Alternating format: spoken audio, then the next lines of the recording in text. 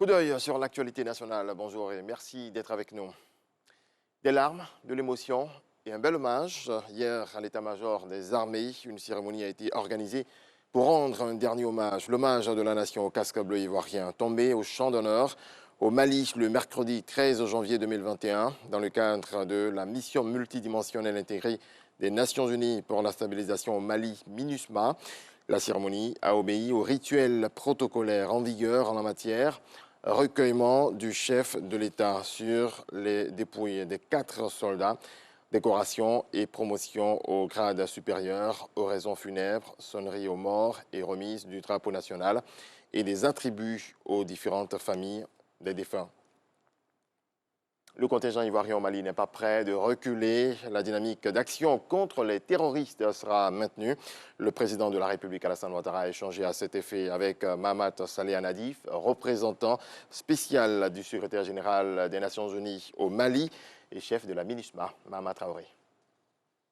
Le chef de la mission multidimensionnelle intégrée des Nations Unies pour la stabilisation au Mali, MINUSMA, a tenu à être aux côtés des autorités ivoiriennes pour cet ultime hommage aux 4 casques bleus tombés au champ d'honneur le 13 janvier dernier au Mali. Pour la mémoire des soldats tombés, il a réitéré au chef de l'État la détermination des Nations Unies à œuvrer au retour à la stabilité au Mali.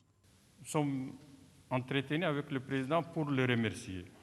Remercier le président, remercier les populations ivoiriennes, présenter nos condoléances aux familles et aux jeunes enfants dont vous avez écouté l'âge. Tous les 4 qui sont morts, l'âge c'est entre 30 et 45 ans. Les Nations Unies demeurent engagées pour la paix et la stabilité dans le Sahel. Le président, en retour, nous a dit la détermination de la Côte d'Ivoire pour continuer dans cette opération de maintien de la paix, parce que la menace est globale, la réponse doit être globale et la solidarité est de mise. C'est le sens que nous avons donné à cette présence de soldats ivoiriens au Mali. Et nous nous réjouissons en tout cas de l'engagement de nos frères ivoiriens au secours de leurs frères du Mali. Je crois que cet effort conjugué va apporter des résultats et je suis absolument certain qu'avec les moyens dont nous disposons maintenant, nous pouvons faire face à cet ennemi. Créée par résolution des Nations Unies le 25 avril 2013, la MINUSMA a pour mandat de favoriser le retour de la paix au Mali en protégeant les civils, les droits de l'homme et d'œuvrer à l'extension de l'autorité de l'État malien et à la préparation d'élections libres, ouvertes et pacifiques. Coronavirus, quelles sont les causes de la résurgence? Des précisions sur le vaccin et les implications financières en termes de personnes et structures impactées. Voici des sujets abordés par le porte-parole du gouvernement face à la presse, Franck Kouadio. La résurgence des cas de Covid et les causes, les informations sur la vaccination et la résilience gouvernementale, ce sont entre autres les points abordés par le porte-parole du gouvernement, Sidi Touré, accompagné par le directeur général de la santé et le conseiller technique du ministre de l'économie. Lors de ces échanges avec la presse, la pandémie connaît des pics préoccupants depuis quelques semaines. Sur la période du 20 décembre 2020 au 22 janvier 2021, 4 653 cas nouveaux positifs ont été enregistrés dans le pays. À la même date du 22 janvier, notre pays comptait 1490 cas actifs, alors au 2 décembre 2020, le pays n'en comptait que 219. Cette situation est préoccupante. Mais l'État veille et le Conseil national de sécurité a pris des mesures dans un contexte d'état d'urgence. Il s'agit de l'intensification du contrôle de l'obligation du port de masque, notamment dans les transports en commun, les services publics et privés et tous les espaces publics. La stricte application des mesures de répression en cas de non-respect des gestes barrières. La révision du délai de validité du test Covid-19 pour l'entrée et la sortie en Côte d'Ivoire qui passe de 7 jours à 5 jours.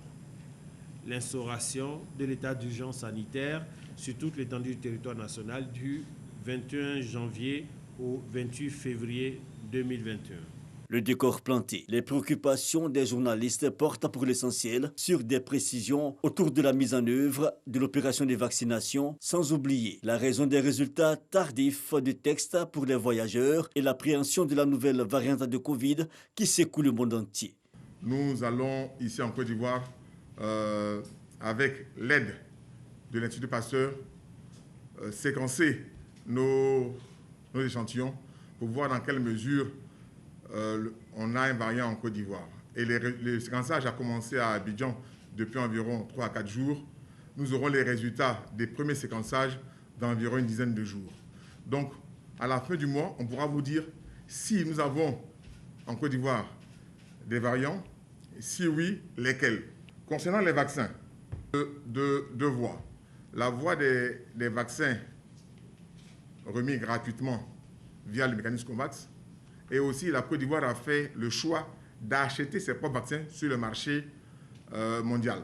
Cette première commande dont vont bénéficier les Ivoiriens et près de 92 pays dans le monde sera livrée en février prochain.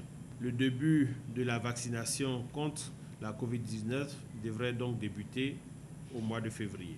Le porte-parole du gouvernement n'a pas manqué de rappeler la prise en charge par l'État des personnes et entités impactées par la crise, notamment le secteur privé, le secteur informel et les couches dites fragiles. 2020, ce sont 140 milliards de francs CFA qui ont été mobilisés et mis à la disposition des différents fonds et distribués.